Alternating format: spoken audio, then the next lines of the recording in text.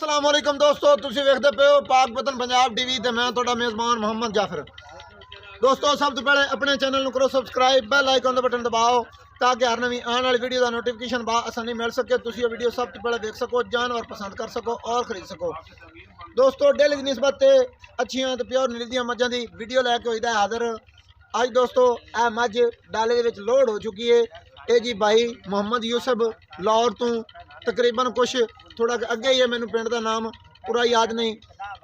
ये जी उन्होंने सेल कर दी है भाई मोहम्मद यूसुफ दे। अल्लाह पाक मुकदरा च करे।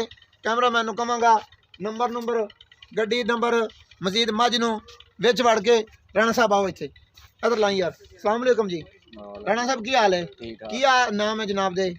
मेरा नाम राणा मुर्तजा। राणा मुर्तजा साडे वालों अल्लाह की सपुर्द हो गई है। ये अल्लाह ते तेरी सपुर्द खैरोफियत ने रब पुछाए उन्होंने घर उन्होंने मुकदरा च करे। कैमरामैन नंबर विखा दियो। ये जी साडे वालों अल्लाह की सपुर्द हो गई है, गड्डी नंबर बकाया। कैमरामैन कहांगा मझ नूं भी नज़र वगवा दे। लोड हो गई है, थोड़े जे लेट हो गए हैं।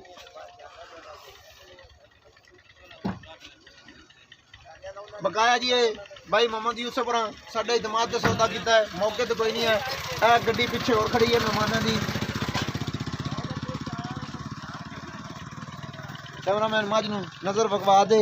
ठीक है, अल्लाह की सपुर्द हो गई है, रब खैरी सलामती अपड़ा सी इंशाअल्लाह जी। मझ भी बच्चा भी ठीक बच गया जी, साडे वालों ओके हो गई है। अल्लाह पाक खैरोफियत में अपड़ा सी बकाया। ये भाई मोहम्मद यूसुफ होरां साडे इतमाद से सौदा किया, मौके तो कोई नहीं है। यह गड्डी होर मेहमान ने साडे कसूर तो उन्होंने दी भाई होरां दी भी खिदमत करते फिरने हैं। उन्हें भी कोई लैके देनी है, इन्होंने कोई 2-4 मझां। ये रात फिलहाल मेरे को ने इंशाल्लाह इन्होंने सुबह लैके देवांगा। ये मझ मोहम्मद यूसुफ की करा दी लोड। वीडियो अच्छी लगे लाइक शेयर कॉमेंट लाजमी करना। नंबर होंदा 0342 27 547। सानू दी इजाज़त नवी और अच्छी बेहतरीन वीडियो लैके आवांगा हाजिर। अल्लाह हाफिज़। पाकिस्तान जिंदाबाद, पाक आर्मी जिंदाबाद।